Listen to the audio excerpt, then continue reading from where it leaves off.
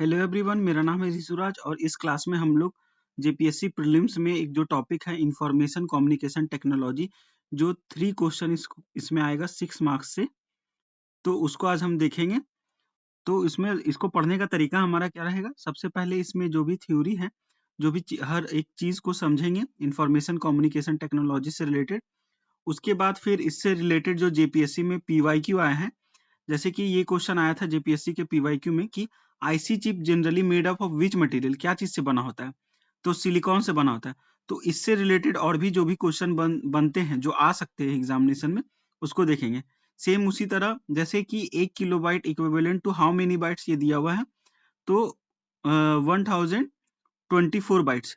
तो ये जो क्वेश्चन है जेपीएससी में आया था, तो इससे रिलेटेड क्वेश्चन जो एक्सपेक्टेड क्वेश्चन है, तो पहले थ्योरी कंप्लीट करते हैं, उसके बाद इससे रिलेटेड ये सारे पीवाईक्यू करेंगे, ताकि एग्जामिनेशन में जो 3 क्वेश्चन जो आते हैं, तीनों के तीनों आपसे बन पाए। उसी तरह मैंने सारा ही टॉपिक में किया है, तो आप लोग मेरे चैनल पे जाके सारा प्लेलिस्ट बना हुआ है और वैसे वीडियो डाला हुआ है। जो ये जो ऑफ रूट जो टॉपिक होता है, जैसे public administration, good governance, history, geography, polity, mainly सबको पढ़ा होता है, लेकिन जो 5 नंबर 10 नंबर से किसी का प्रीलिम्स लुक जाता है 2 क्वेश्चन 4 क्वेश्चन से, तो ये सब टॉपिक अगर आप देख कर जाएंगे तो आपका प्रीलिम्स नहीं रुकेगा और काफी हेल्पफुल रहेगा।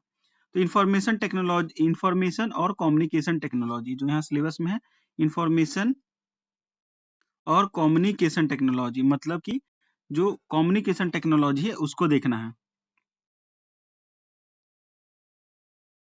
तो इसमें जो है इंफॉर्मेशन कम्युनिकेशन टेक्नोलॉजी में क्या क्या आता है? ई गवर्नेंस जो है, ये इसको भी देखेंगे। E commerce, e governance, UPI, भीम, आधार, फास्टैग को भी हम लोग कवर करेंगे। सबसे पहले जो मिनिस्ट्री ऑफ कम्युनिकेशन है और इंफॉर्मेशन टेक्नोलॉजी, इसके बारे में देखते हैं। तो ministry of communication and information technology क्या है? Was a Indian government ministry.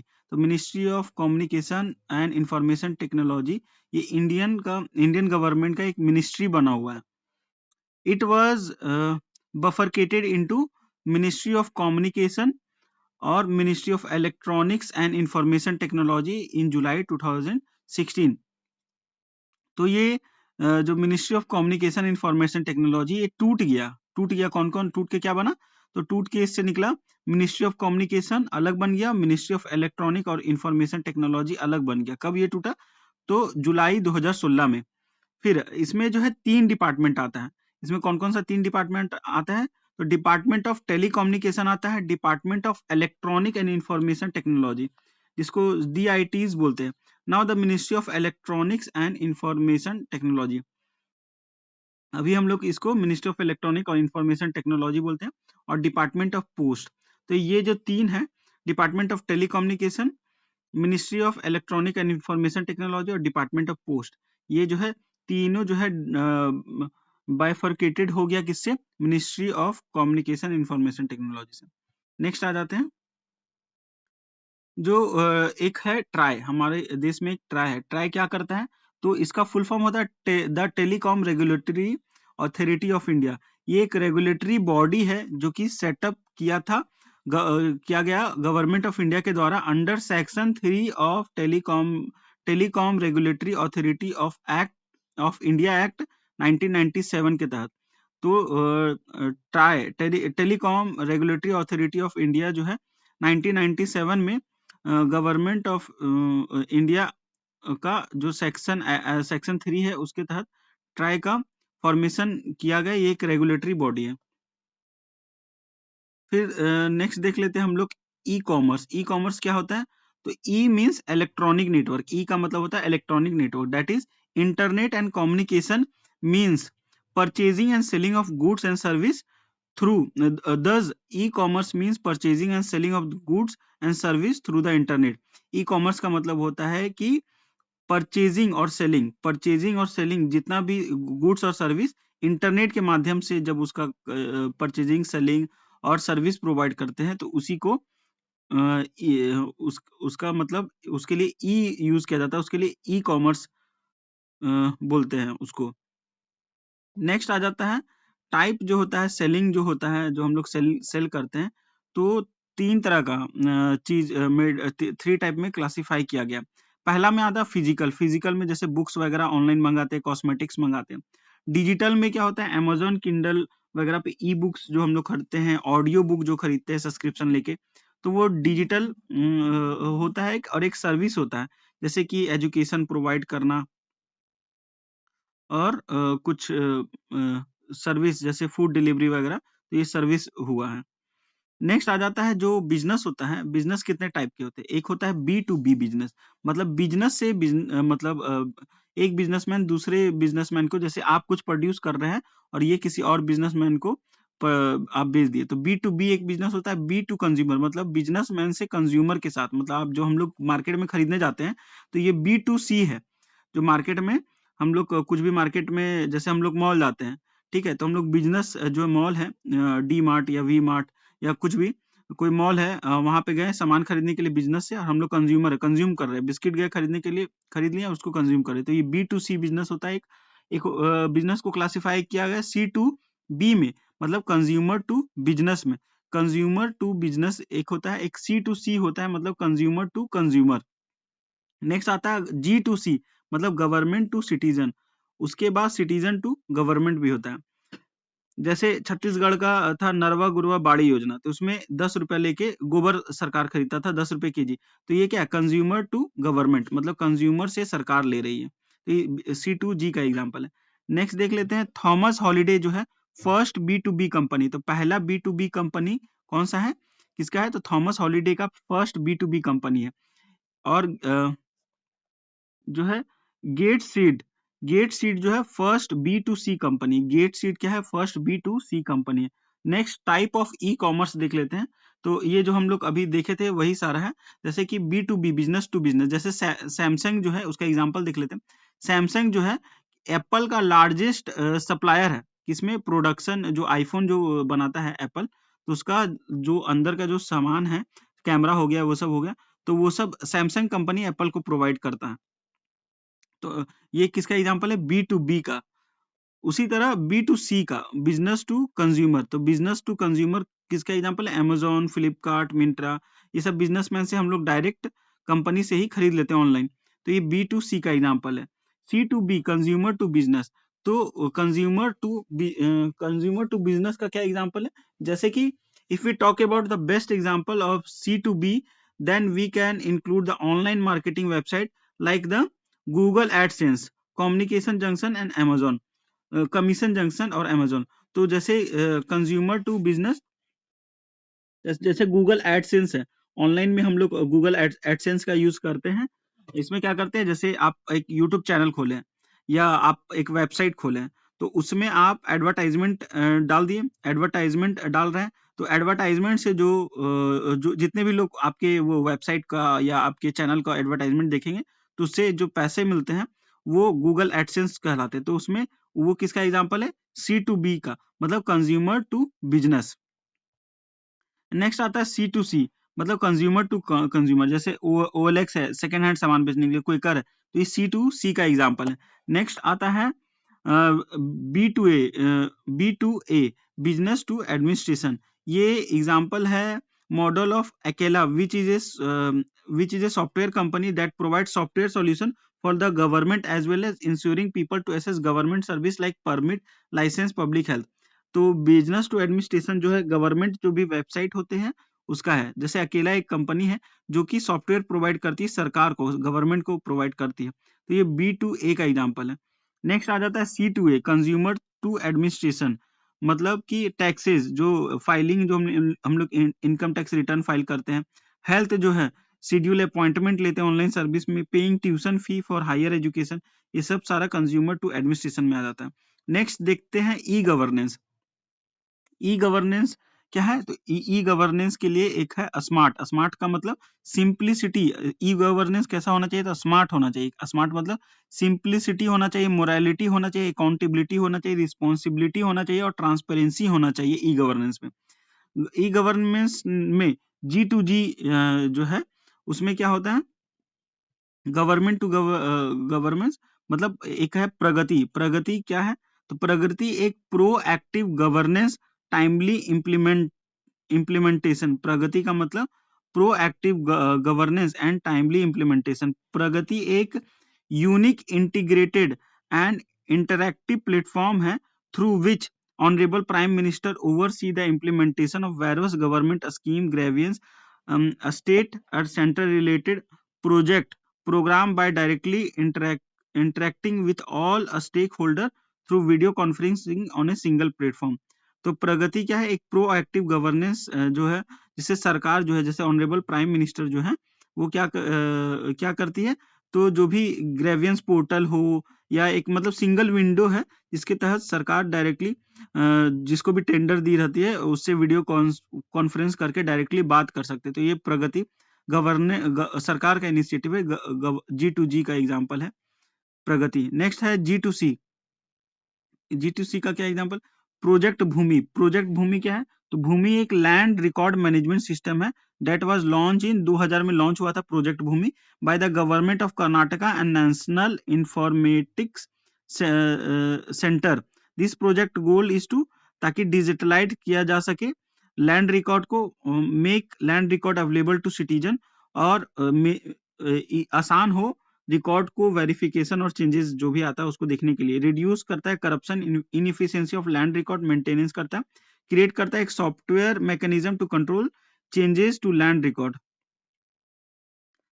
Next आ जाता है national information centre, NIC।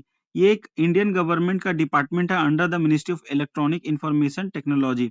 The NIC provide infrastructure, provide करता है IT कंसल्टेंसी, IT सर्विस, और सेंट्रल गवर्नमेंट का एक department and state government thus enable delivery of government service to citizen, pioneering the initiative of digital India। तो ये जो है NIC यही है, नेशनल इंफॉर्मेशन सेंटर। इसमें IT consultation, IT service, central government का डिपार्टमेंट और स्टेट गवर्नमेंट का डिपार्टमेंट का इंफ्रास्ट्रक्चर प्रोवाइड कौन करता है, नेशनल इंफॉर्मेशन सेंटर।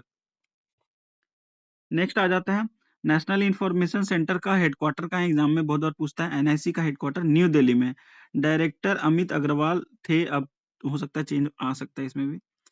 फिर नेक्स्ट आ जाता है डिजिटल इंडिया इज एक क्या था, तो डिजिटल इंडिया एक कैंपेन था, गवर्नमेंट ऑफ इंडिया इसको लॉन्च किया था in order to ensure the government service are made available to citizen electronically by improving online infrastructure and by increasing internet connectivity and making the country digitally empowered in the field of technology। तो इसीलिए digital India आया था ताकि सबको जो है interconnect, सबको connect कर सके इंफॉर्मेशन से, और डिजिटल इंडिया चीजों को आसान करने के लिए डिजिटल इंडिया आया है, और थोड़ा ट्रांसपेरेंसी सब लाने के लिए।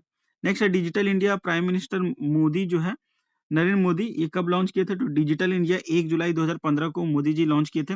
इसका ऑब्जेक्टिव क्या था, इंटरकनेक्टिंग रूरल एरिया को हाई स्पीड इंटरनेट से कनेक्ट करना, नेटवर्क से, और इसके मदद से डिजिटल लिटरेसी को बढ़ावा देना। Next 9 pillar of digital India क्या था, तो ब्रॉडबैंड, हाईवे में ब्रॉडबैंड लगेगा, पब्लिक इंटरनेट एक्सेस प्रोग्राम चलाना, information for everyone, early harvest programme चलाना, universal access to phone, IT for job, electronic delivery of service, e Kranti, electronic delivery of service में याद है ई क्रांति, ई गवर्नेंस जो है reforming government through technology, electronics में manufacturing, और target net zero import. Next जो आधार कार्ड हम लोग का होता है, ये क्या चीज का प्रूफ है, एड्रेस का प्रूफ है, सिटीजनशिप का नहीं है आधार। आधार जो है ये 12 डिजिट यूनिक आइडेंटिटी नंबर है that can be voluntary obtain by Indian citizen. Indian citizen लोग जो है इसको वॉलेंट्री ऑब्टेन कर सकते हैं आधार को। And resident foreign national who have spent 182 days in the 12 month, 12 महीना में जो है 182 डेज अगर कोई इंडिया में स्पेंड करता है तो उसको, कोई फॉरेन नेशनल है, उसको भी आधार कार्ड मिल जाएगा। immediately proceeding the date of application for enrollment based on their biometric and demographic data के अनुसार। The data is collected by the Unique Identification Authority of India, UIDAI, Unique Identification Authority of India data collect करके रखता है, which is a statutory authority है। तो याद रखना UIDAI एक statutory authority है, established किया गया था government of India under the jurisdiction of Ministry of Electronic Information Technology in जनवरी 2009 में। नेक्स्ट आ जाता है यूपीआई, हम लोग करते हैं यूपीआई के बारे में देख लेते हैं। तो यूपीआई क्या है? यूपीआई का मतलब होता है यूनिफाइड पेमेंट इंटरफेस। यूपीआई का मतलब यूनिफाइड पेमेंट इंटरफेस होता है। ये क्या है? एक रियल टाइम पेमेंट सिस्टम है जो हेल्प करता है इंस्टेंट और quick transfer of fund between two bank. The transfer of the fund is done through the single mobile application के थ्रू ये ट्रांसफर किया जाता है। Some of the important feature of UPI का कुछ इंपॉर्टेंट फीचर क्या क्या है? तो immediate fund transfer which is faster than NEFT. तो निफ्ट से ज्यादा फास्ट कौन है? यूपीआई। यूपीआई अवेलेबल 24 घंटा रहता है। It is also available in public holiday के दिन भी यूपीआई अवेलेबल रहता है। Every bank provide its own UPI for different mobile platform like Android और iOS। Any complain can be raised from mobile app directly. कोई भी complain हम लोग कर सकते हैं यूपीआई के में अगर दिक्कत आ रहा है तो। भीम, भीम का फुल फॉर्म क्या है? Bharat interface for money. Bhim क्या है? तो एक इंडियन मोबाइल पेमेंट ऐप है जो कि डेवलप कौन किया गया है? कौन किया है? तो NPCI, national payment corporation of India, इसको भीम ऐप को डेवलप किया है। ये किस पे बेस्ड है? तो यूनिफाइड पेमेंट इंटरफेस पे बेस्ड है। एनपीसीआई भीम कब लॉन्च हुआ था? तो 30 दिसंबर 2016 में भीम लॉन्च हुआ था।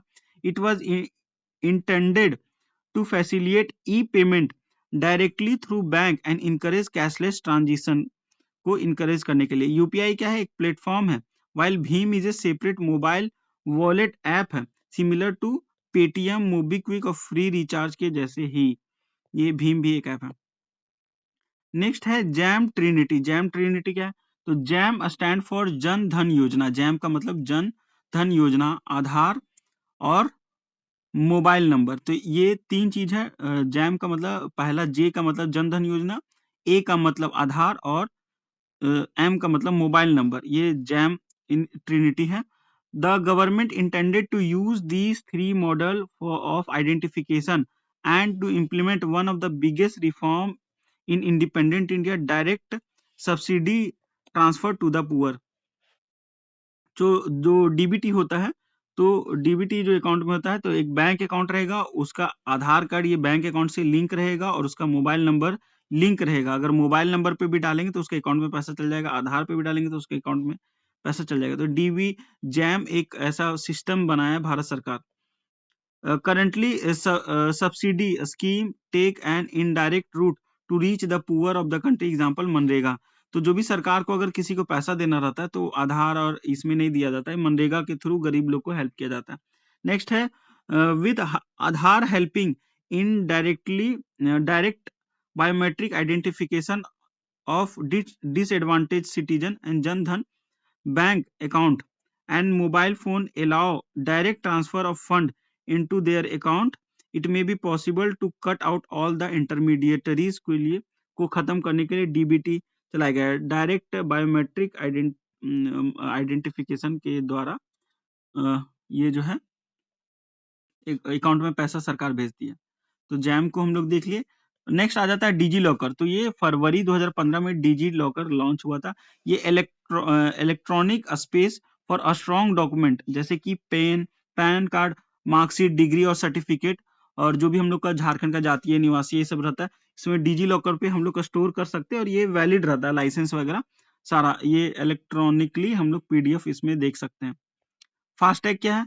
तो एनपीसीआई जो है, national payment corporation of India, ये डेवलप किया है national electronic toll collection program to meet the electronic tolling requirement of the Indian market. तो फास्टैग कौन लेके आया है? तो एनपीसीआई लेके आया है, ताकि नेशनल इलेक्ट्रॉनिक टोल कलेक्शन किया जा सके। फास्टैग क्या है? तो एक डिवाइस है that employees radio frequency identification technology for making toll payment directly while the vehicle is in motion। तो ये RFID जो है उसके थ्रू ये मतलब पैसा कट जाता है। FASTag RFID tag is affixed on the wind screen of the vehicle and enable a customer to make the toll payment directly from the account which is linked to FASTag. FASTag offers a convenience of cashless payment along with benefits like saving on fuel, time as the customer does not has to stop in the toll plaza, इसलिए FASTag आया था। ई पाठशाला क्या है? तो ई पाठशाला एक portal है जो कि डेवलप कौन किया है? CIET और NCERT। ये इनिशिएटिव है ministry of human resource development, CIET और NCERT, और लॉन्च किया गया था नवंबर 2015 में ई पाठशाला। It hosts the educational resources for teacher, student, parents, researcher, educator can be accessed on the web and is available to available on Google Play Store पे available है, app store या Windows में भी अवेलेबल है। Hindi, English, Urdu में चलता है ई पाठशाला। मतलब ये ऐसा प्लेटफॉर्म है जिसमें आप लोग पढ़ाई कर सकते हैं, कोई भी स्टूडेंट, टीचर, रिसर्चर इसका हेल्प ले सकता है। इसमें पीडीएफ अवेलेबल रहते हैं, लेक्चर्स अवेलेबल रहता है। The platform offer a slew of education resources including NCERT books from class 1 to 12, audio visual resources by NCERT, periodical supplement, teacher training modules, and a variety of other print and non-print material. Next, these material can be downloaded by the user for offline uses with no limit on download. The app support flipbook format to provide the more resilient experience. National e governance plan, NEGP, national e governance plan, ये क्या है? तो एक initiative है government of India के लिए, India का, to make all government service available to the citizen of India by electronic media. Electronic media के थ्रू सारा गवर्नमेंट सर्विस जो है प्रोवाइड किया जा सके, इसके लिए नेशनल ई गवर्नेंस प्लान चलाया गया था। तो नेशनल ई गवर्नेंस प्लान का हेडक्वार्टर कहाँ पे है? न्यू दिल्ली में। नेक्स्ट देख लेते हैं, कुछ क्वेश्चन है। तो यूपीएससी में क्वेश्चन पूछा था, consider the following, Aarogya Setu, CoWIN, DigiLocker, DIKSHA, which one of the following are built on the open source digital platform. तो ओपन सोर्स डिजिटल प्लेटफॉर्म पे कौन बना है? तो ये सारा ही ओपन सोर्स डिजिटल प्लेटफॉर्म है। ओपन सोर्स मतलब कोई भी आम इंसान बिना कुछ पे किए हुए इसको यूज किया जाता मतलब यूज कर सकता है बिना जो भी चीज फ्री में अगर इंटरनेट पे अवेलेबल, कोई सॉफ्टवेयर, कोई ऑपरेटिंग सिस्टम या कोई ऐप अगर अवेलेबल है तो उसको ओपन सोर्स बोलते हैं। तो आरोग्य सेतु को डाउनलोड करके यूज करने के लिए कोई पैसा नहीं लगता, कोविन को भी डाउनलोड करके यूज करने के लिए कोई पैसा नहीं लगता, डिजी लॉकर और दीक्षा के लिए भी कोई पैसा नहीं लगता।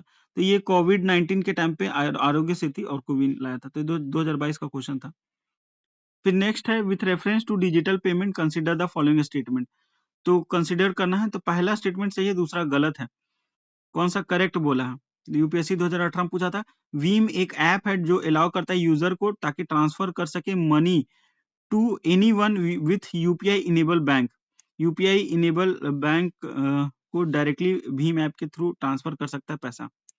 नेक्स्ट आ जाता है, The identity platform Aadhaar provides open application program interface APIs. What does it implies? तो API का मतलब क्या होता है? आधार जो है प्रोवाइड करता है API। तो API का मतलब इट कैन, इसका मतलब क्या होता है? तो ये दोनों स्टेटमेंट सही है। तो पहला है, it can be integrated into any electronic device, कोई भी इलेक्ट्रॉनिक डिवाइस के साथ इंटीग्रेट हो सकता है। Online authentication using iris is possible.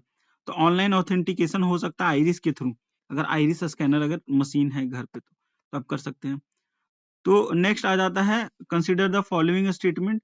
तो इसमें ना तो बोला कौन सा करेक्ट है, तो ना ही पहला करेक्ट है, दूसरा ना ही दूसरा करेक्ट है। इसमें पहला बोला था Aadhaar can be use as a proof of citizenship and domicile. नहीं, आधार जो है बस एड्रेस का प्रूफ है, तो ये गलत है, सिटीजन और डोमिसाइल। नेक्स्ट है, once issue the Aadhaar number cannot be deactivated or omitted by the issuing authority। तो ये भी गलत है कि इसको एक बार कोई किसी का आधार नंबर रिलीज हो जाता है तो उसको कोई भी डीएक्टिवेट या ओमिट नहीं कर सकता है। नेक्स्ट आ जाता है, स्वयं क्या है? तो स्वयं जो है इनिशिएटिव गवर्नमेंट ऑफ इंडिया है जिसके तहत providing affordable and quality education to the citizen for free. Free में जो है आपको कोर्स आप कर सकते हैं स्वयं पोर्टल पे जाके, मतलब कुछ भी सर्टिफिकेट कोर्स वगैरह आप कंप्लीट कर सकते हैं स्वयं से, इसके बदले आपको सर्टिफिकेट भी मिलेगा।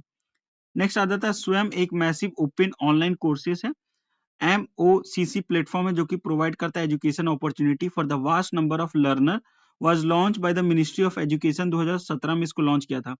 अलाइन विथ NEP 2020, स्वयं plus now offer industry relevant courses to boost employability with features like the multilingual content, AI guardians, credit recognition, and pathway to employment develop in collaboration with the companies like L&T, Microsoft, Cisco, etc.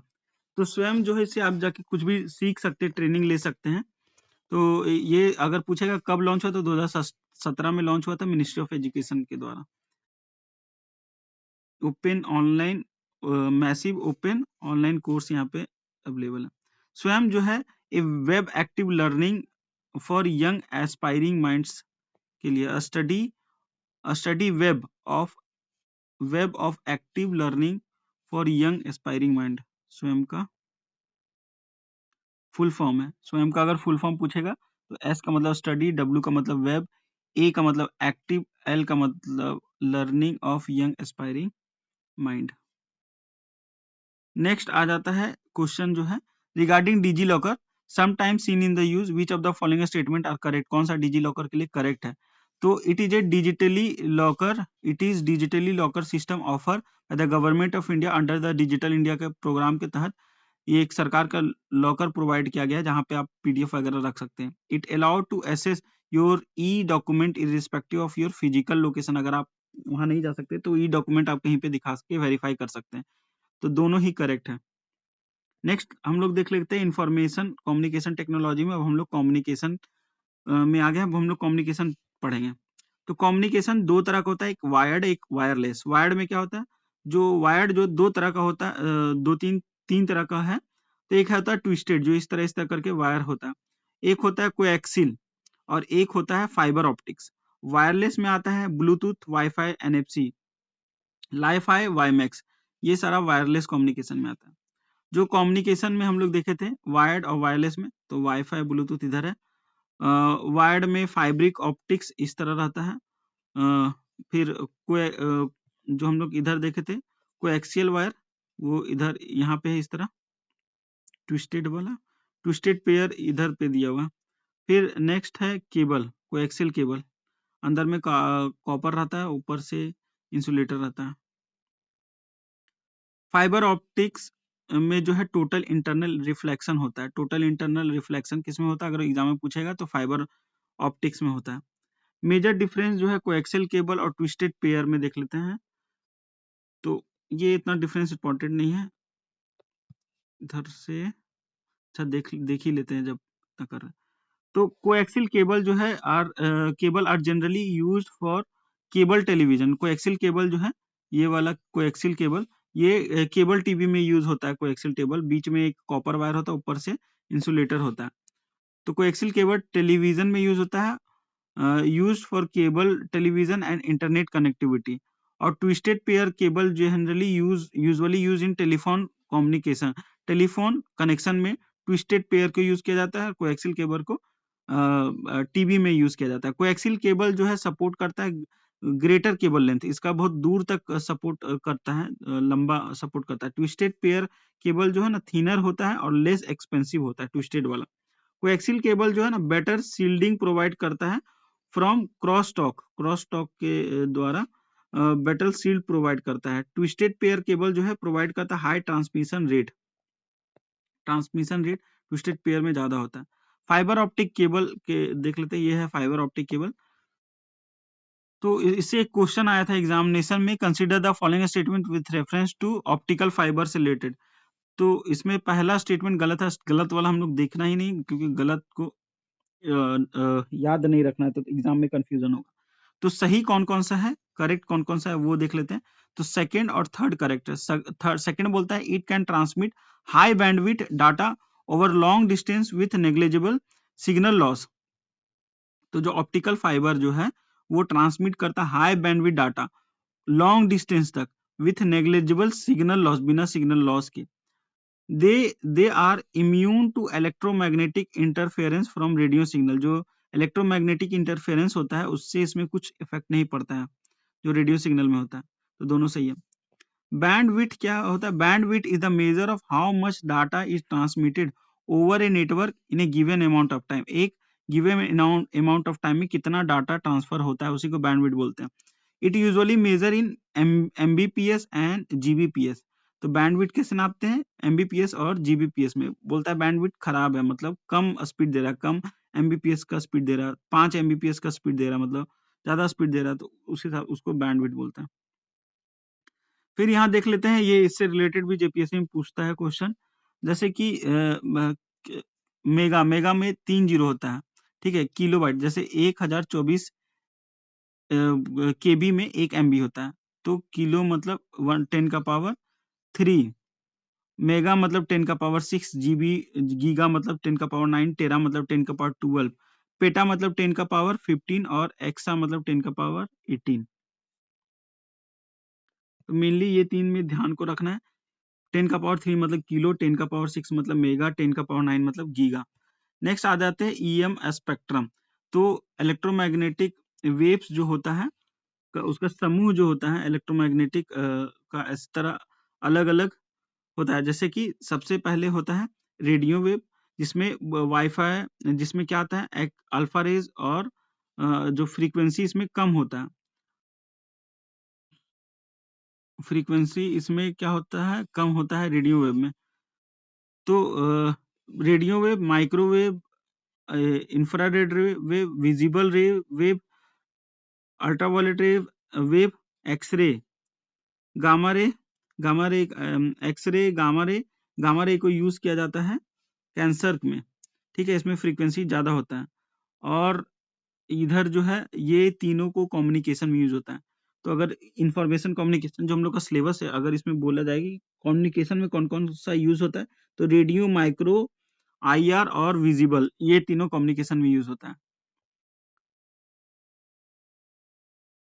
Ultra high radio waves, ये देखिए ये सारा दिया हुआ type of electromagnetic radiation, तो ये सारा दिया हुआ है किसमें कहाँ पे यूज रहता है।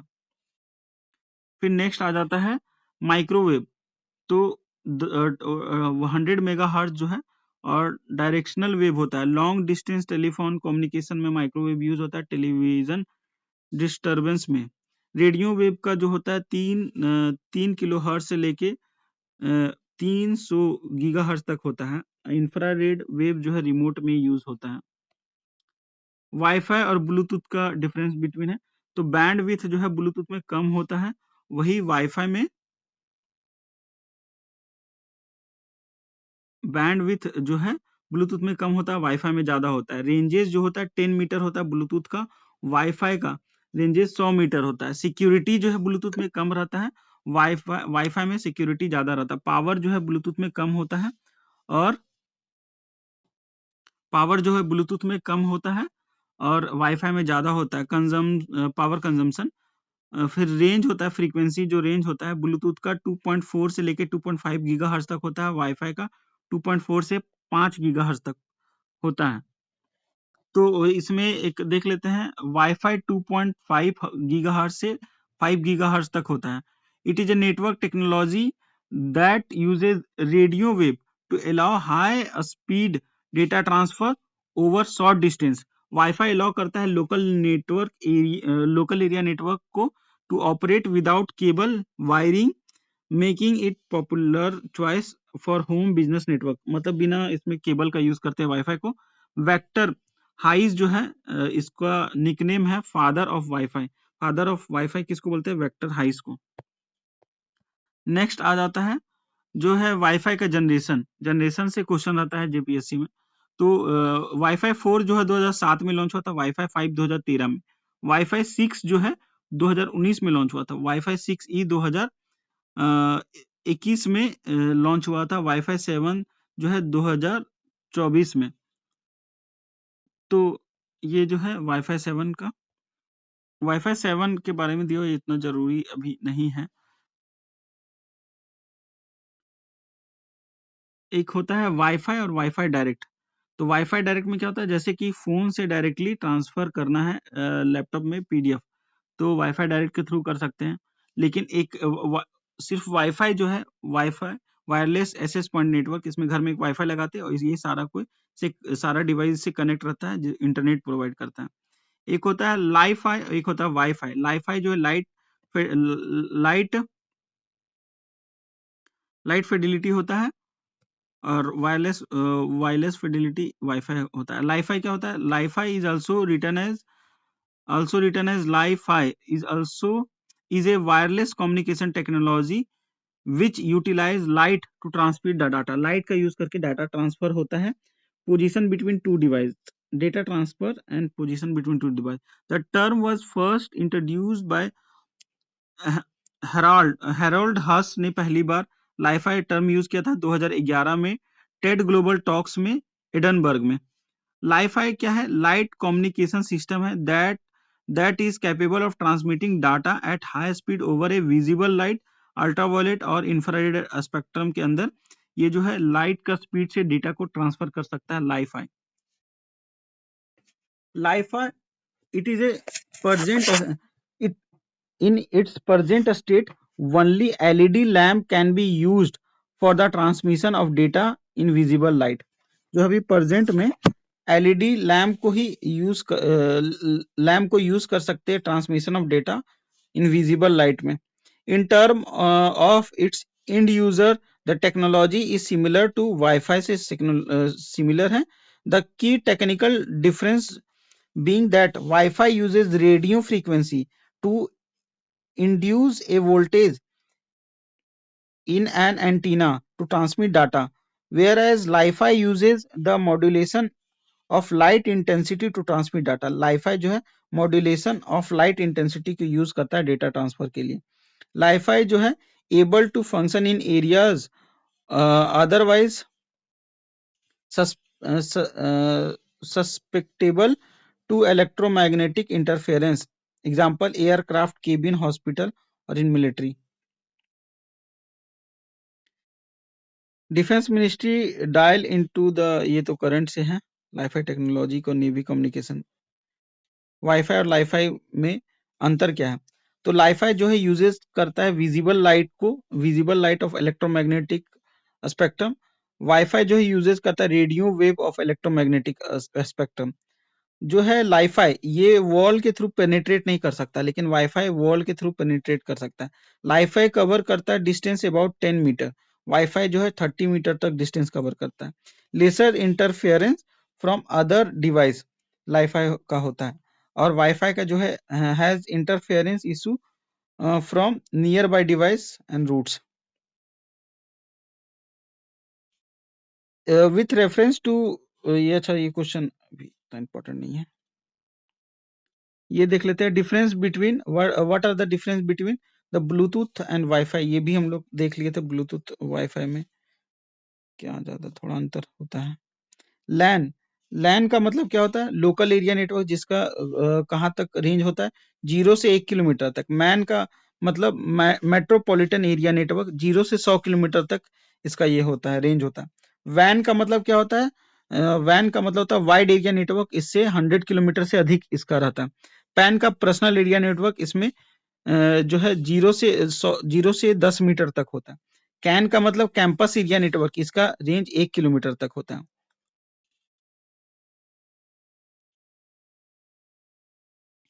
एक क्वेश्चन दिया हुआ है, consider which of the above can operate between 2.4 hertz to 2.5 hertz ranges in radio range of radio frequency band.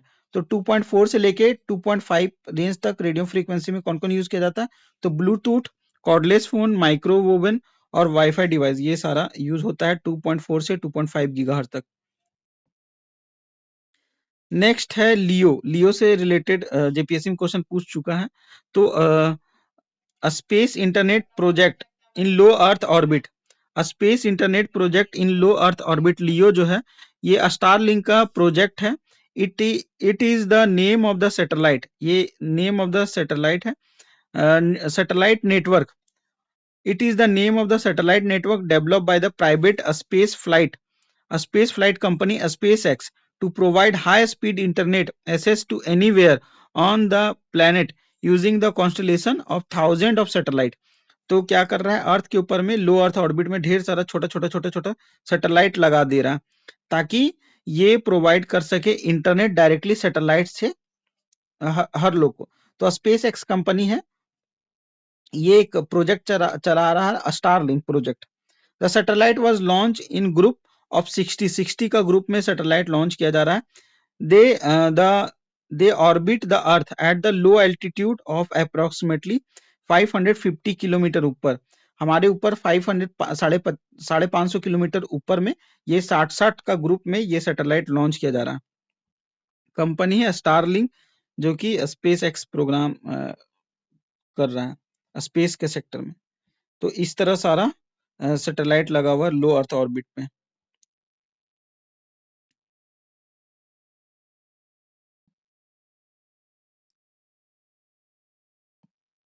फिर एनएफसी हम लोग देखेंगे। एनएफसी देखने के बाद और भी जो नेटवर्क अलग अलग होता है उसके बारे में देखेंगे, उसके बाद क्वेश्चन करके इधर हमारा थ्योरी फिर कंप्लीट हो जाएगा।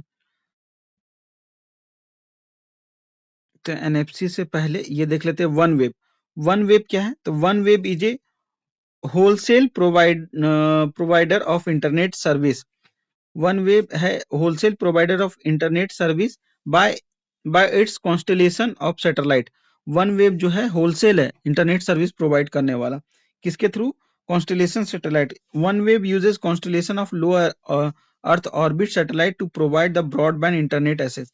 ब्रॉडबैंड इंटरनेट सर्विस प्रोवाइड करता है अपना लो अर्थ ऑर्बिट सैटेलाइट के through. In collaboration it is a collaborative project between the UK based OneWeb group. तो ये कोलैबोरेटिव प्रोजेक्ट है यूके बेस्ड OneWeb ग्रुप का and the Indian space research organisation ISRO के साथ में मिलकर किया है यूके का company OneWeb, in partnership with the new space India limited NSIL के साथ में भी। ISRO launch vehicle mark 3 LVM-3 rocket launch the final 36 satellite for the OneWeb for the first generation of internet constellation। ISRO total 36 satellite launch किया है OneWeb project के लिए जो first generation internet constellation कर रहा है। नेक्स्ट है this launch mark a significant step forward for India in gaining access to the remarkable capability of LEO connectivity and spread the space based application। ISRO NSAIL और OneWeb ये सारा मिलकर 36 satellite launch किया LVM-3 के साथ में। Project Kuiper, ये क्या है प्रोजेक्ट कूपर? तो प्रोजेक्ट कूपर इनिशिएटिव किसका है? अमेजोन का है। To increase the global broadband access through the a constellation of 3236 मतलब 3236 सैटेलाइट लो अर्थ ऑर्बिट में छोड़ा कौन? अमेजोन कंपनी, ताकि ब्रॉडबैंड सर्विस प्रोवाइड कर सके। Project Cooper launch its first two prototype satellite in October 2023, expected to provide service by the end of 2024 के and में। Space internet में स्टारलिंक का नाम आता है, OneWeb का नाम आता है, कूपर का नाम आता है। तो OneWeb जो है OneWeb इसरो ये सब सारा मिल NSIL LVM-3 रॉकेट से 36 सैटेलाइट छोड़ा। कूपर जो है अमेजोन का, स्टारलिंक जो है स्पेस एक्स का है। नेक्स्ट आ जाते हैं near field communication NFC। NFC जो है क्या होता है? तो short range wireless connectivity technology है जो कि अलोय करता है NFC enabled device to communicate each other and transfer information quickly and easily in a single touch. Whether it's pay bill, चाहे हम लोग को पेमेंट करना हो या एक्सचेंज करना हो बिजनेस कार्ड या डाउनलोड करना हो कूपन्स और शेयर करना हो डॉक्यूमेंट या सुनना हो गाना, तो ये सारा के लिए ब्लूटूथ के जगह NFC भी यूज कर सकते हैं हम लोग। बहुत सारे डिवाइस में NFC होता है, इसको आप पेमेंट भी कर सकते हैं, इसमें पासवर्ड नहीं डालना पड़ता है, बस आप अपना डिवाइस को उस पेमेंट डिवाइस से टच आप करेंगे तो NFC से आप पेमेंट कर सकते हैं। ये transmit data through magnetic radio field के थ्रू इसमें डाटा ट्रांसफर होता है टू इनेबल कम्युनिकेशन बिटवीन दो डिवाइस के बीच में कम्युनिकेशन इनेबल हो जाता है। Both device must contain NFC chip, तो दोनों डिवाइस में NFC चिप होना चाहिए। As transition take place within a very short distance, और ट्रांजिशन बहुत शॉर्ट डिस्टेंस में होता है। NFC enable device must be इधर फिजिकली टच, या तो फिजिकली टच होना चाहिए और with in a few centimetre from each other for transfer of data के लिए फ्यू सेंटीमीटर होना चाहिए। 2004 में कंज्यूमर इलेक्ट्रॉनिक कंपनी जैसे कि नोकिया, फिलिप्स और सोनी ये टुगेदर जो है फॉर्म किया एक NFC forum which outline the architect of NFC technology को आर्किटेक्ट का ये बनाया था एंड क्रिएट किया powerful new consumer drive product NFC जो है रिलीज हुआ था first time, NFC enable phone 2007 में, NFC enable phone Nokia release किया था 2007 में। एनएफसी वर्सेस ब्लूटूथ, तो एनएफसी जो होता है ये होता है वायरलेसली ओवर रेडियो वेव्स होता है, ये भी रेडियो वेव होता है। ये फास्टर होता है, sending speed using electronic current, ये स्लो होता है ब्लूटूथ। ये जो होता है एनएफसी, ये शॉर्टर वर्किंग डिस्टेंस 10 सेंटीमीटर इसके अंदर ही बस काम करता है।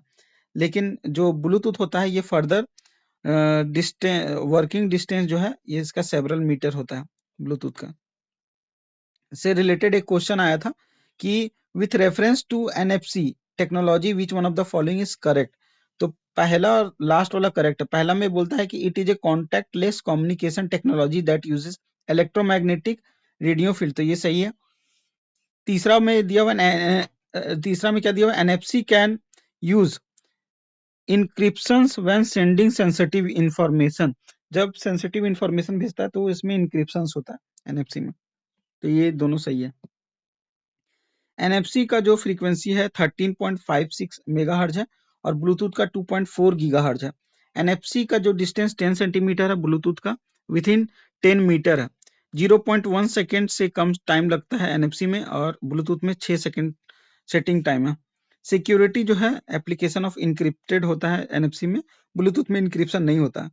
एनएफसी में कम पावर लगता है, ब्लूटूथ में हाई पावर है। वाईफाई और वाईमैक्स में देख लेते हैं। वाईमैक्स का मतलब होता है wireless interoperability of microwave access. ये यूपीएससी में 2009 में पूछा था वाईमैक्स के बारे में। तो वाईमैक्स का जो है रेंज जो होता है 100 मीटर। वाईमैक्स भी दो तरह का होता है, तो ये उतना इंपॉर्टेंट नहीं है हम लोग का स्टेट पीसीएस के लिए। नेक्स्ट है कम्युनिकेशन टेक्नोलॉजी के बारे में दिया हुआ। Consider the following communication technology closed, which of the following above consider the short range device technology. Short range device technology किसको बोलते हैं? तो क्लोज सर्किट टेलीविजन ये शॉर्ट रेंज डिवाइस टेक्नोलॉजी है। रेडियो फ्रीक्वेंसी आइडेंटिफिकेशन आरएफआईडी जिसको बोलते हैं, तो ये भी जो है ये शॉर्ट रेंज डिवाइस टेक्नोलॉजी है। वायरलेस लोकल एरिया नेटवर्क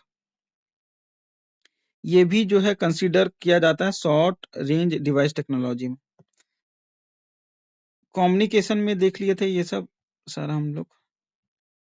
बाकी ये आ जाते हैं अब जनरेशन फ्रीक्वेंसी मल्टीपल। तो 1G क्या होता है? 1G refer to the first generation of wireless mobile communication. 1G क्या है? First generation of wireless mobile communication है where analogue signal were use to transmit data. तो 1G में एनालॉग सिग्नल यूज किया जाता है। इट वाज इंट्रोड्यूस, कब introduce हुआ था? तो अर्ली 1980 के टाइम पे इंट्रोड्यूस हुआ था 1G। Design exclusively for voice communication के लिए डिजाइन किया गया था। स्पीड 1G का 2.4 kbps था। पुअर वॉइस क्वालिटी इसमें बहुत पुअर था।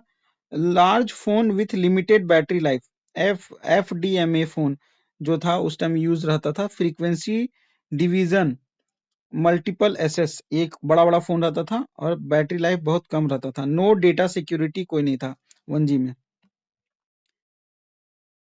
फिर नेक्स्ट आ जाता है 2G। 2G का TDMA और CDMA। तो 2G जो है refer to the second generation of mobile telephone which use digital signal for the first time. 2G जो है second generation mobile telephone communication technology है। इसमें डिजिटल सिग्नल भेजा जाता है, यूज डिजिटल सिग्नल। तो डिजिटल सिग्नल भेजा जाता है 2G में। तो कहाँ पे लॉन्च हुआ था 2G? तो फिनलैंड में 1991 में फिनलैंड में इंट्रोड्यूस लॉन्च हुआ था 2G। ये यूज करता है GSM टेक्नोलॉजी। 2G क्या यूज करता है? GSM technology. इसका डाटा स्पीड कितना होता है? तो 64 kbps इसका डेटा स्पीड होता है 2G का। टेक्स्ट मैसेज इसमें पॉसिबल है। 1G में टेक्स्ट मैसेज पॉसिबल नहीं था, 2G में पॉसिबल है। Better quality then 1G, voice जो होता है बेटर क्वालिटी होता है 1G से। When GPRS technology was introduced, it enabled web browsing, email service, fast upload and download। तो 2G में जब GPRS टेक्नोलॉजी इंट्रोड्यूस हुआ तो इसमें वेब सर्विस, ईमेल सर्विस और फास्ट वेब डाउनलोड स्पीड वगैरह भी काम करने लगा। 2G जो है with GPRS is also refer to the as जब 2G जब जीपीआरएस के साथ मिल जाता है तो उसको 2.5G बोलते हैं, ये step short of the next mobile generation. CDMA क्या होता है? Code division multiple access. ये जो एक फोन आता था जिसमें एक एंटीना लगा होता था, वो सीडीएमए टेक्नोलॉजी यूज करता है। जीएसएम क्या है? Global system of mobile communication. जो हमारा पुराना जो कीपैड फोन है उसमें यूज होता था GSM technology, global system of mobile communication. 2.5G technology, 2.5 जब जीपीएस जब मिल जाता था, GPS was succeeded with GPRS, general pocket radio service, this is called 2.5G। इसका स्पीड जो था 144 kbps था। This enhance the data transmission capacity of the GSM, का data transmit capacity बढ़ गया, इसमें एमएमएस भी आ गया। तो उसके बाद 2.5G और GPRS set the pre stage for the 3G। तो 2.5G जो है प्री पैरेटरी स्टेज जो है वो डेवलप कर दिया 3G का, मतलब एक तरह से बेस बना दिया। कौन? 2.5G 3G के लिए। बाद में फिर 3G आता है। फिर उससे पहले आया था 2.7G, इसको एज बोलते हैं। एज मतलब enhance data rate for enhance data rate for GSM evolution. तो 2.5 जीएसएम जो ब्लैकबेरी का फोन जो आता था, नोकिया का जो थोड़ा महंगा वाला फोन उस टाइम जो आता था, उसमें 2.75G टेक्नोलॉजी रहता था। एक आता फिर आया 3G। 3G कब लॉन्च हुआ था? तो 2000 में लॉन्च हुआ था 3G, with A speed of 1 Mbps का स्पीड में, टू 2 Mbps स्पीड था 3G का, 2 Mbps तक। It has the ability to transmit telephone signal, including the digitalized voice, video calls and conferencing, high speed web browsing। Running जो था, running web based application इसमें चलने लगा था, वीडियो कॉन्फ्रेंसिंग होने लगा था, मल्टीमीडिया ईमेल वगैरह चल रहा था, फास्ट और easy transfer of audio and video files हो रहा था, और 3D गेमिंग भी चल रहा था 3G में। 3G के बाद फिर 4G आता है। तो 4G लॉन्च कब हुआ था? 2009 में लॉन्च हुआ था, with a peak speed of 100 Mbps का स्पीड से 4G चल रहा था, टू 1 Gbps का स्पीड तक चल रहा था, and is also enable 3D visual reality. 3D visual reality को भी इनेबल करता है।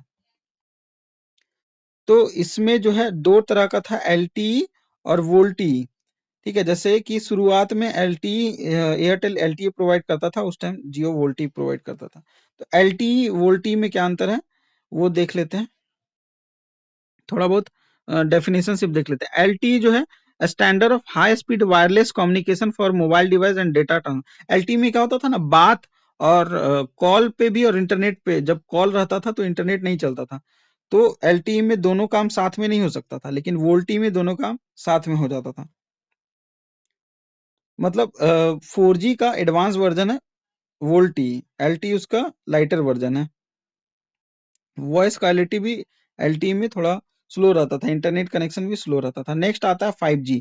5G जो फिफ्थ जनरेशन सेलुलर टेक्नोलॉजी है, that apart from increasing the downloading and uploading speed over the mobile network, also reduce the latency time taken by the network response. Latency को भी ये क्या किया? रिड्यूस किया, स्पीड बढ़ाया।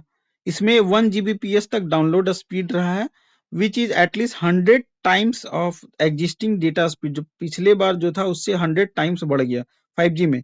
It also increase the energy efficiency and offer more stable network connection. Energy efficiency को भी increase किया और more stable internet connection provide किया। 5G have a wider area in frequency spectrum में, वाइडर एरिया है। Ranges of frequency क्या है?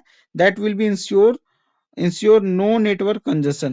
In addition, it will also ensure connectivity to a full circle. Everything is connected to every other thing. IoT जिसको बोलते हैं, सब चीज connected एक दूसरे से, उसके लिए 5G बहुत जरूरी था। 5G एडवांटेजेस क्या है? 5G आने से 5G is expected to offer enhanced mobile broadband that can meet high speed coverage requirement। तो enhance किया मोबाइल ब्रॉडबैंड सर्विस को। It also offer very high upload और डाउनलोड स्पीड प्रोवाइड करता है 5G। 5G जो है हेल्प करता है incorporate artificial intelligence in our daily life. Artificial intelligence 5G में बहुत अच्छा काम करता है। हम लोग को और क्या फैसिलिटेट करता है, इंटरनेट ऑफ थिंग्स, सारा डिवाइस एक दूसरे से जो कनेक्टेड है वो सब एक साथ में काम कर रहा है, तो ये 5G से पॉसिबल है। It will help digital growth of the country and empower generation in the country. Digital growth के लिए बहुत ज्यादा इंपॉर्टेंट है 5G। चैलेंजेस है कि दीवार को क्रॉस करके नहीं जा पाता है, थोड़ा इंफ्रास्ट्रक्चर अभी डेवलपमेंट नहीं हुआ है 5G के लिए, ये सारा चैलेंजेस है। तो ये देखना है कि 1G जो है एनालॉग वॉइस यूज करता है, ठीक है। 2G डिजिटल वॉइस यूज करता है, और 2G 1990 में आया था, 1G 1980 में आया था। 2000 में 3G आया था, ये मोबाइल ब्रॉडबैंड है जो कि हाई स्पीड डाटा और इंटरनेट देता है। 4G जो है 2010 में आया था, और 2020 में 5G आया था। फिर नेक्स्ट आ जाता है 6G टेक्नोलॉजी। 6G टेक्नोलॉजी जो है ये 6 जनरेशन वायरलेस है, was successor of 5G cellular technology का सक्सेसर है। It will be able to use high frequency than 5G network and provide sustainancy, higher capacity at and much lower latency, बहुत कम latency से। One of the goal is 6G one of the goal of 6G internet will be support 1 microsecond latency communication। 1 microsecond latency communication को support करना 6G का क्या है, goal है।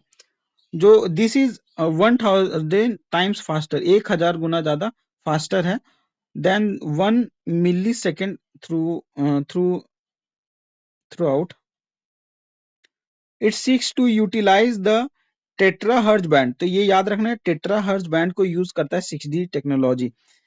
टेट्राहर्ट्ज band of frequency which is currently unutilised unutilised है, अभी उतना use नहीं है इसका, लेकिन टेट्राहर्ट्ज बैंड यूज करता है कौन, 6G।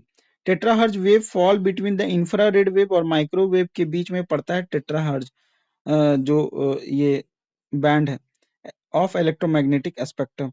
These wave are extremely tiny और फ्रेजाइल होता है, but there are huge amount of free spectrum up there that would allow the spectrum rate data rate. Next आ जाता है which country recently launch the world first 6G satellite. तो China launch किया world का पहला 6G satellite. World का first 6G device कौन launch किया, तो जापान लॉन्च किया है मई 2024 में वर्ल्ड का फर्स्ट 6G डिवाइस लॉन्च किया। तो first 6G device was launch by the collaboration of 4 Japanese telecom communication companies, NTT Corporation, Docomo, NEC Corporation और Fujitsu। 2030 तक जो है इंडिया में भी 6G कम्युनिकेशन टेक्नोलॉजी आ जाएगा, और भारत 6G प्रोजेक्ट चला रहा है सरकार अभी इसको इम्प्लीमेंट करने के लिए।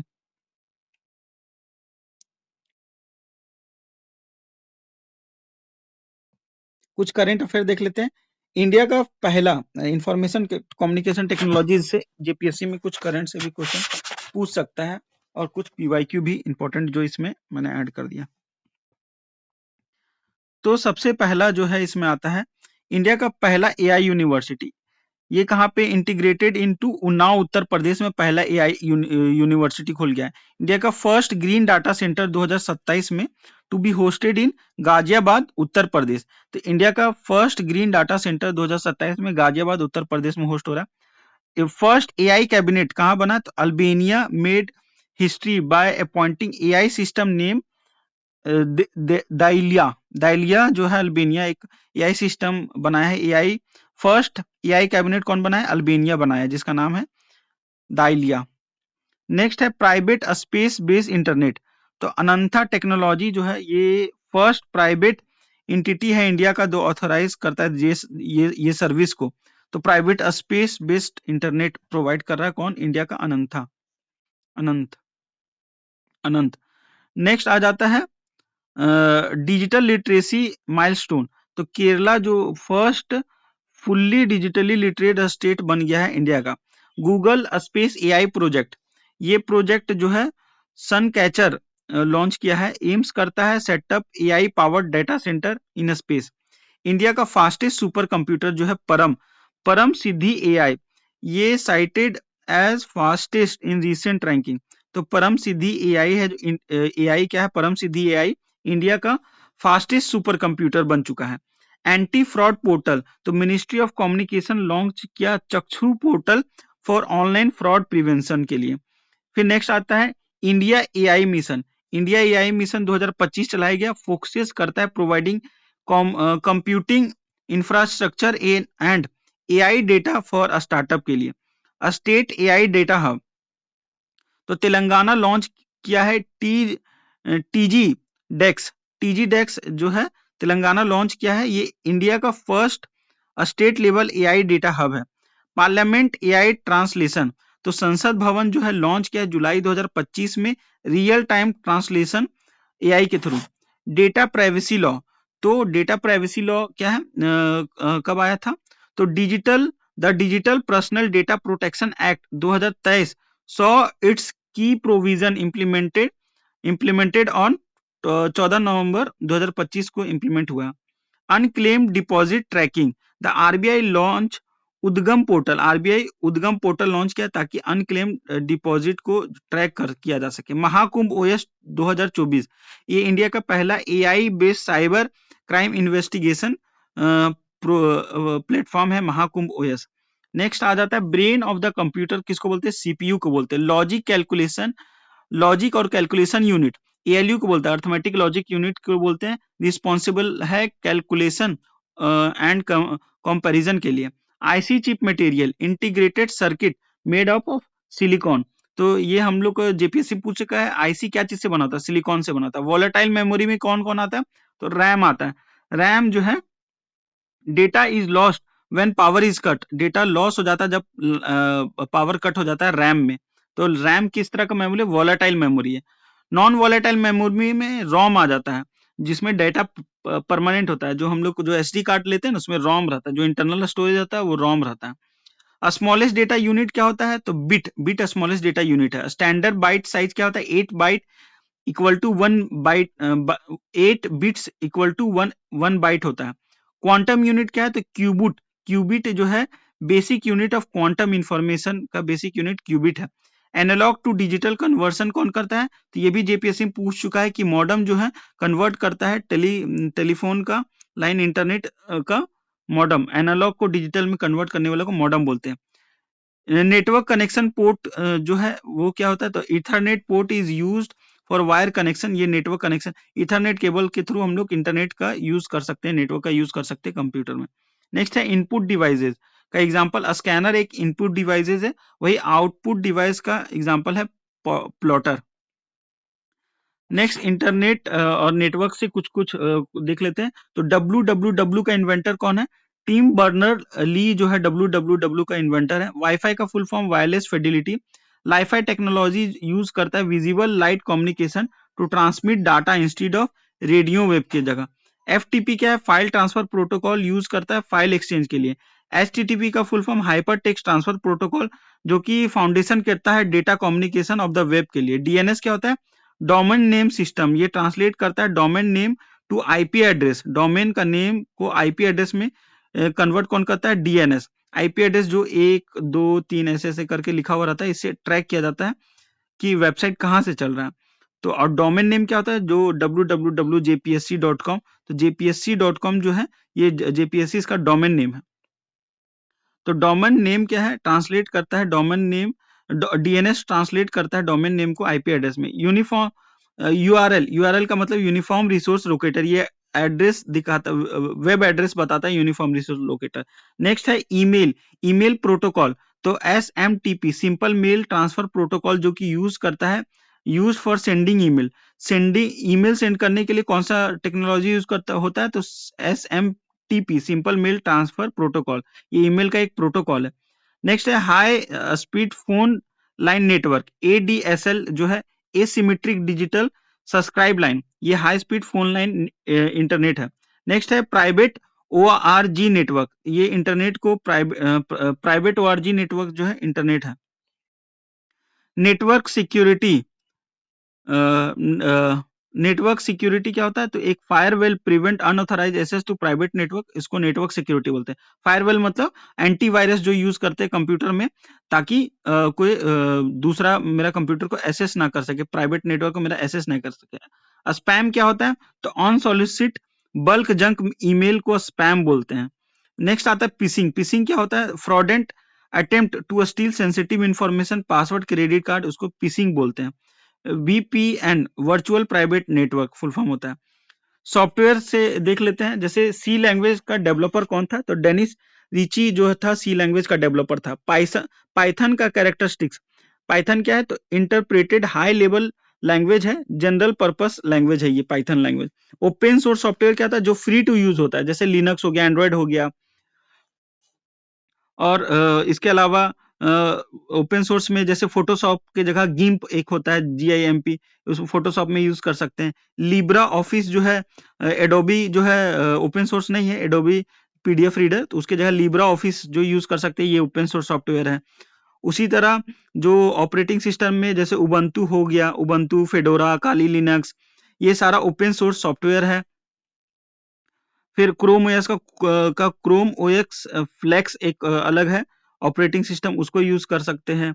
तो ये सारा ओपन सोर्स सॉफ्टवेयर है। नेक्स्ट आ जाता है कंपाइलर। कंपाइलर क्या करता है, कन्वर्ट करता है high level language code into machine language में कन्वर्ट करने वाला को, हाई लेवल लैंग्वेज को मशीन में लैंग्वेज में जो कन्वर्ट करता है उसको कंपाइलर बोलते हैं। डीबगिंग क्या होता है, the process of finding fixing error in code. जो कोई भी चीज का कोई डिवाइस, सपोज आपका फोन है, आपका फोन खराब हो गया, उसका सॉफ्टवेयर खराब हो गया, फोन ऑन नहीं हो रहा है, फोन का अंदर अगर आपका डिबगिंग मोड ऑन रहेगा, तो इसको केबल के थ्रू आप अपना कंप्यूटर से कनेक्ट करके कंप्यूटर से उसका नया सॉफ्टवेयर वायर के थ्रू फोन में डाल सकते हैं। तो उसमें डिबगिंग, इस प्रोसेस को डिबगिंग बोलते हैं। इसमें फिक्सिंग करते हैं एरर ऑफ कोड को। कंप्यूटर वायरस क्या होता है, एक सेल्फ रिप्लिकेटिंग मैलिशियस प्रोग्राम होता है जो कि पूरा कंप्यूटर में फैल जाता है। PDF का फुल फॉर्म क्या होता है, तो पोर्टेबल डॉक्यूमेंट फॉर्मेट। नेक्स्ट आ जाता है father of computer, Charles babies को बोलते हैं। फादर ऑफ AI, ये पूछ सकता है एग्जाम में, जॉन जॉन मैककार्टी को फादर ऑफ AI बोलते हैं। इंडिया का फास्टेस्ट सुपर कंप्यूटर जो है परम 800 है, अब चेंज हो चुका है। इंडिया का father of Indian super computer को किसको बोलते हैं, तो विजय भटकर जो है उसको father of Indian super computer बोलते हैं। फर्स्ट ग्राफिक वेब ब्राउजर कौन है, तो मोसैक। मोसैक जो है फर्स्ट ग्राफिक वेब ब्राउजर है। फर्स्ट कंप्यूटर वायरस क्या है, तो क्रीपर जो है फर्स्ट कंप्यूटर वायरस है।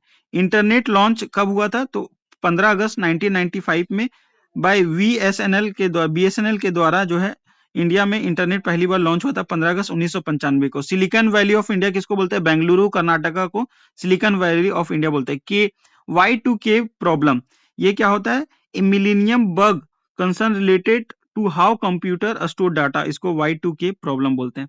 अब देख लेते हैं JPSC में जो भी एक्सपेक्टेड क्वेश्चन है उसको। JPSC में पूछा था computer IC chip are generally made of which material, तो कंप्यूटर का IC चिप जो होता है ये सिलिकॉन से बना होता है। कंप्यूटर का जो IC चिप होता है ये सिलिकॉन से बनाता है। अब इससे रिलेटेड हम लोग के एग्जामिनेशन में क्या क्या पूछ सकता है, जैसे कि ये पूछ सकता है कि which element is mostly common use in semiconductor, तो सेमीकंडक्टर में सबसे ज्यादा सिलिकॉन यूज होता है। What does IC stand for, IC का मतलब इंटीग्रेटेड सर्किट होता है। ब्रेन ऑफ कंप्यूटर किसको बोलते हैं, CPU को बोलते हैं। नेक्स्ट है which unit perform arithmetic and logical operation, तो ALU परफॉर्म करता है अर्थमेटिक और लॉजिकल ऑपरेशन। मेमोरी क्या है, नॉन वॉलेटाइल मेमोरी में ROM आता है, वॉलेटाइल में RAM आता है। बायोस का फुल फॉर्म क्या था, basic input output system. Which device convert digital signal को एनालॉग में कौन कन्वर्ट करता है, मॉडेम कन्वर्ट करता है। Which storage device had no moving part, तो SSD में कोई मूविंग पार्ट नहीं होता, स्टोरेज डिवाइस है ये SSD। और HDD हार्ड डिस्क ड्राइव जो होता है उसमें जो है मूविंग पार्ट होता है, वो भी HDD भी क्या है, स्टोरेज डिवाइस है। What type of software control computer hardware, तो सिस्टम सॉफ्टवेयर कंप्यूटर हार्डवेयर को कंट्रोल करता है। What is the smallest unit of data in a computer, bit जो है स्मॉलेस्ट यूनिट है डेटा इन कंप्यूटर का। 1 byte is equal to how many bit, एक byte equal to 8 bits होता है। Which semiconductor device is use to as a switch and amplifier. तो transistor जो है यूज किया जाता है किसमें, स्विच और एम्पलीफायर के रूप में। Which input device use to point and click. तो माउस जो है पॉइंट और क्लिक के लिए यूज किया जाता है। Which memory is also known as cache memory. तो हाई स्पीड बफर मेमोरी को कैच मेमोरी भी बोलते हैं।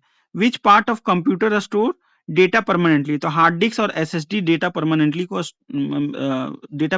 ये दोनों में स्टोर होता है। What does GPU stand for. GPU का मतलब graphic processing unit. IC is known as the heart of a microcomputer. तो माइक्रो प्रोसेसर जो है उसको एक ऐसा आईसी है माइक्रो प्रोसेसर जिसको heart of the micro computer बोलते हैं, माइक्रो प्रोसेसर को। What type of the number used by computer. Computer binary number system use करता है। एक बार जेपीएससी में पूछा था कि 1 kilobyte equivalent to how many byte. तो 1024 बाइट्स होता है। ये सारा टेबल है, इसको आप स्क्रीनशॉट लेके देख सकते हैं।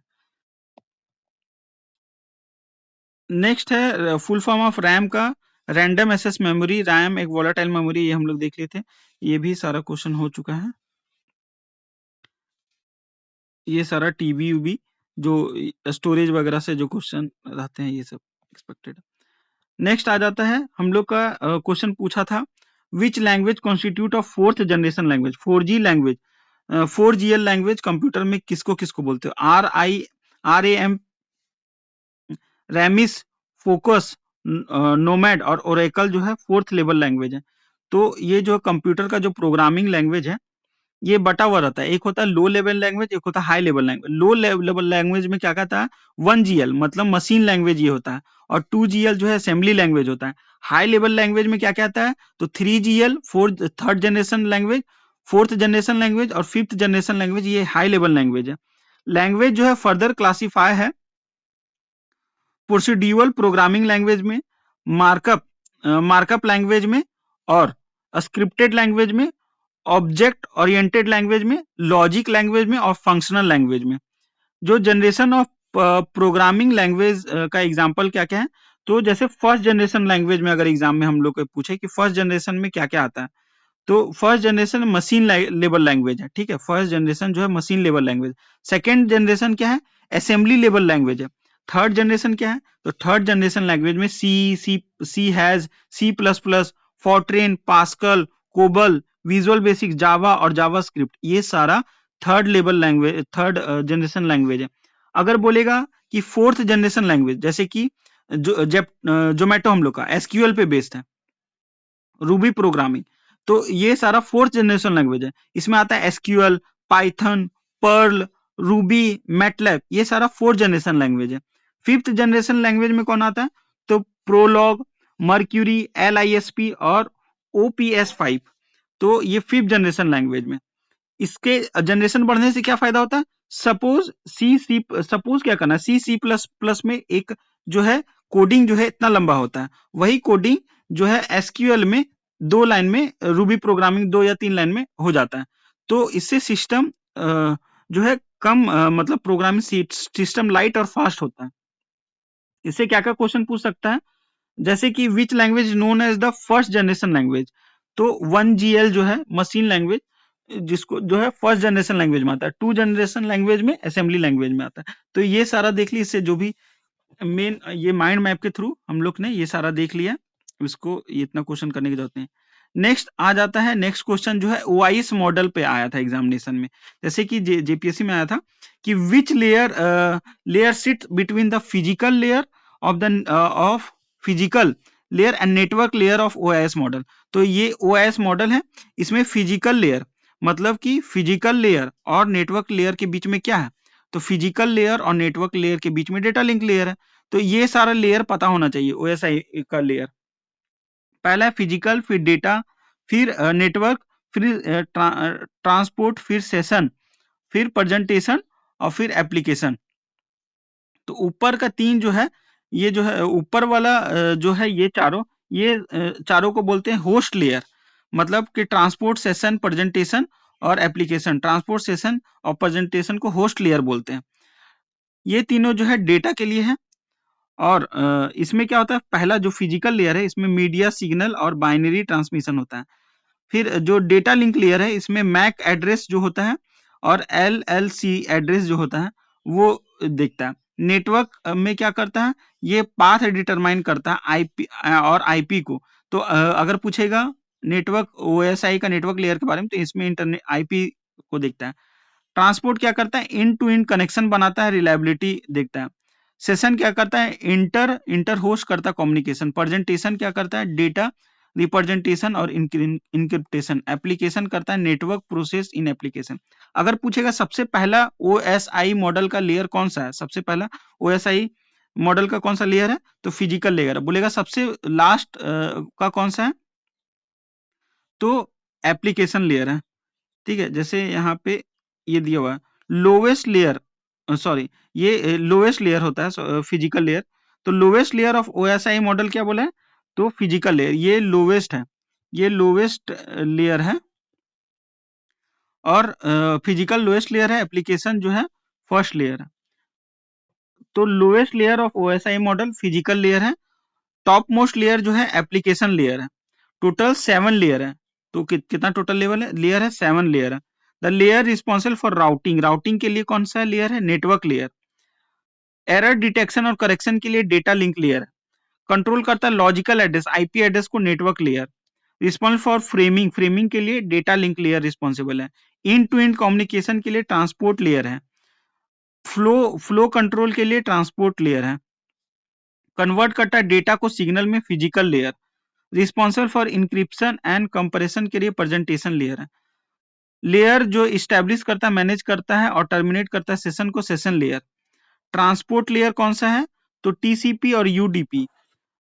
Uses protocol works in network layer, तो आईपी एड्रेस यूज करता है। डेटा लिंक लेयर का स्विच और ब्रिज जो है device work, the device work at the data link layer, तो स्विच और ब्रिज डिवाइस वर्क करता है। The device work at the network layer, तो राउटर जो है नेटवर्क लेयर पे वर्क करता है। OSI layer responsible for MAC address, data link layer में मैक एड्रेस को देखता है। नेक्स्ट क्वेश्चन जो जेपीएससी में आया था, which device convert digital signal to analogue, तो डिजिटल को एनालॉग में कन्वर्ट करने वाला मॉडम होता है। Device and which device convert analogue to digital, अगर एनालॉग टू डिजिटल बोलेगा तो उसमें भी मॉडम होगा। फुल फॉर्म ऑफ मॉडम क्या होगा, तो मॉड्यूलेटर डीमॉड्यूलेटर। अगर पूछा जाएगा which device use to connect computer to the internet, तो मॉडम जो है इंटरनेट को कनेक्ट करता है। Which network device work at the physical layer, physical layer में हब वर्क करता है। Network device that work on the data link layer, तो स्विच है। Which network device work on the network layer, तो router. ये सारा देख लिया था हम लोग। उसके बाद ये जो है एक और क्वेश्चन यहाँ देख लेते हैं। Which device protect the network from unauthorised access, तो फायरवॉल प्रोटेक्ट करता है। नेक्स्ट है डिवाइस कनेक्ट लैन टू वैन, तो राउटर कनेक्ट करता है लैन को वैन से। नेक्स्ट आ जाता है विच device operate at all 7 OSI layer, तो गेटवे जो है सातों ओएसआई लेयर में काम करता है। अगला क्वेश्चन जेपीएससी में आया था, प्रोजेक्ट लून किससे रिलेटेड है, तो wireless communication technology using high altitude balloon के थ्रू जो टेक्नोलॉजी यूज किया जाता है उसी को प्रोजेक्ट लून। एक बैलून छोड़ा जाता है स्पेस में, जैसे कि यहाँ पे छोड़ा गया है, ये 4 बैलून है, इसको यूज कर रहा है नेटवर्क के लिए। तो ये प्रोजेक्ट लून कौन लॉन्च किया था, प्रोजेक्ट लून, तो गूगल अल्फाबेट कंपनी लॉन्च किया था प्रोजेक्ट लून। ये wireless communication technology high altitude balloon है होता है इसमें। The main objective of Project Loon क्या था, main objective provide internet connectivity to remote और rural area. Project Loon uses balloon place at space approximately what height, तो 18 से 25 kilometre stratosphere में बैलून लोकेट रहता है।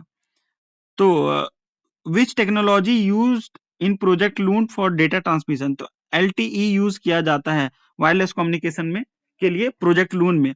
विच project aim to provide internet using satellite, और Starlink project चल रहा है सैटेलाइट के थ्रू इंटरनेट प्रोवाइड करने के लिए। नेक्स्ट है विच technology uses radio wave in the wireless communication, तो वायरलेस नेटवर्क। एलटीई का फुल फॉर्म क्या होता है, तो long term evolution. Which layer of the atmosphere was used in the project loon, stratosphere. Next देख लेते हैं कुछ और question. Which device help in the wireless data transmission, antenna जो है यूज होता है वायरलेस डेटा ट्रांसमिशन के लिए। Which technology uses long distance wireless communication, तो माइक्रोवेव कम्युनिकेशन जो है लॉन्ग डिस्टेंस वायरलेस कम्युनिकेशन है। नेक्स्ट आ जाता है which emerging technology aim to connect remote area globally, तो सैटेलाइट बैलून जो है रिमोट एरिया ग्लोबली के लिए यूज किया जाता है। एक और क्वेश्चन पूछा था VoIP कैसे वर्क करता है, जो वॉइस ओवर इंटरनेट जो यूज करते हैं। What are the uses of ordinary telephone as an internet application, तो वॉइस लाइन यूज किया जाता है ordinary. What is the use of ordinary telephone as the internet application, तो ऑर्डिनरी टेलीफोन को हम लोग क्या करेंगे, पुराना टेलीफोन को अगर हम लोग अपने घर के वाईफाई से कनेक्ट कर देंगे तो उसको जो है हम लोग कॉलिंग के लिए यूज कर सकते हैं इंटरनेट के through.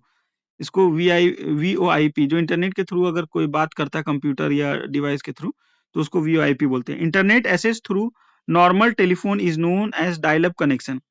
Which device enable network access over a telephone line, तो modem. What type of communication uses voice signal, तो वॉइस कम्युनिकेशन यूज होता है वॉइस सिग्नल के लिए।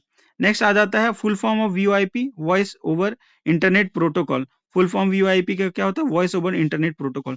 Which technology allows voice call over the internet, तो VoIP allow करता है voice call over internet. Next आ जाता है traditional telephone service are based on which network, तो ट्रेडिशनल टेलीफोन सर्विस जो है पब्लिक स्विच टेलीफोन नेटवर्क पे वर्क करता है। Which network service uses copper telephone line, तो डायल अप SDL। इधर उतना क्वेश्चन है। इंफॉर्मेशन कम्युनिकेशन टेक्नोलॉजी से पूछा था एग्जामिनेशन में question, what is information technology define in A basic senses, तो जिसमें कंप्यूटर प्लस नेटवर्क दोनों मिल के कनेक्ट करके जो काम करता है उसको इंफॉर्मेशन टेक्नोलॉजी बोलते हैं। आप लोग वीडियो पॉज करके ये माइंड मैप देख के समझ सकते हैं इंफॉर्मेशन टेक्नोलॉजी के बारे में। नेक्स्ट आ जाता है what does the IT stand for, IT का मतलब information technology. Information technology mainly deal with what, तो processing, storing, transmitting information.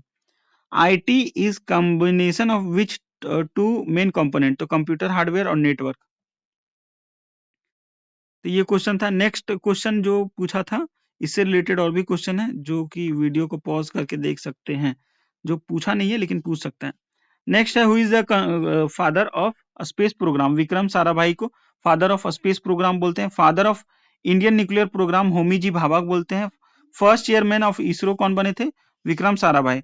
Full form of ISRO का Indian space research organisation, ISRO कब स्टैब्लिश हुआ था 1969 को।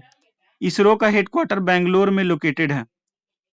नेक्स्ट आ जाते हैं launch vehicle of heavy payload के लिए कौन सा launch vehicle GSLV mark 3 use किया जाता है। वर्क हॉर्स ऑफ इसरो किसको बोलते हैं, PSLV को बोलते हैं। Who was the chairman of ISRO during the Mangalyaan, Mangalyaan का के राधाकृष्णन चेयरमैन थे। मार्स मिशन, मंगलयान जो है मार्स पे जाने के लिए चला था। फर्स्ट इंडियन वुमेन जो कि स्पेस पे गई थी कल्पना चावला थी।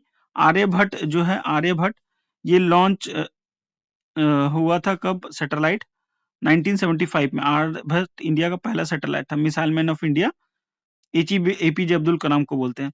नेक्स्ट है नेक्स्ट क्वेश्चन हम लोग का पूछ चुका था कि the Indian satellite series INSAT is an example of what type of satellite, तो इनसैट एक मेट्रोलॉजिकल सैटेलाइट है।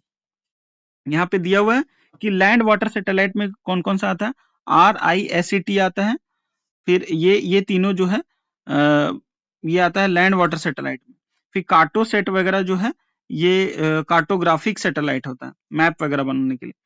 फिर ओशियन और एटमॉस्फेयर के लिए ओशियन सेट, सरल, मेगा इनसेट, और इनसेट इस टेलीफोन एटमॉस्फेयर ओशियन और एटमॉस्फेरिक के लिए है, कल्पना वगैरह ओशियन और एटमॉस्फेयर के लिए। रिमोट सेंसिंग के लिए कौन सा, which Indian satellite series is used in remote sensing, remote sensing के लिए IRS यूज किया जाता है, Indian remote sensing satellite. INSAT जो है कॉमनली यूज किया जाता है कम्युनिकेशन, मेट्रोलॉजी, डिजास्टर मैनेजमेंट के लिए इनसेट यूज किया जाता है। इनसेट के बारे में दिया कम्युनिकेशन सैटेलाइट इनसेट। नेक्स्ट एक बार क्वेश्चन दिया था कि when was the first Indian communication satellite Apple launch, तो एप्पल इंडिया का पहला कम्युनिकेशन सैटेलाइट है 19 जून 1981 में लॉन्च होता है। एप्पल का फुल फॉर्म क्या होता है? Ariane passenger payload experiment. Next है which launch vehicle used to launch APPLE? Ariane rocket use किया गया एप्पल को लॉन्च करने के लिए। फर्स्ट इंडियन सैटेलाइट आर्यभट्ट है। आर्यभट्ट 75 में लॉन्च हुआ था। Which which has India first experimental communication satellite? APPLE था, ये देख लेते हैं। ये भी सारा हो गया था, बहुत क्वेश्चन रिपीटेड है। तो नेक्स्ट क्वेश्चन पूछा था in Asia Pacific region which country has the largest domestic communication satellite in India? Largest domestic communication satellite जो है सिस्टम कौन प्रोवाइड करता है? इंडिया प्रोवाइड करता है पूरा एशिया पैसिफिक रीजन में। ये पूछ चुका है हम लोग से क्वेश्चन।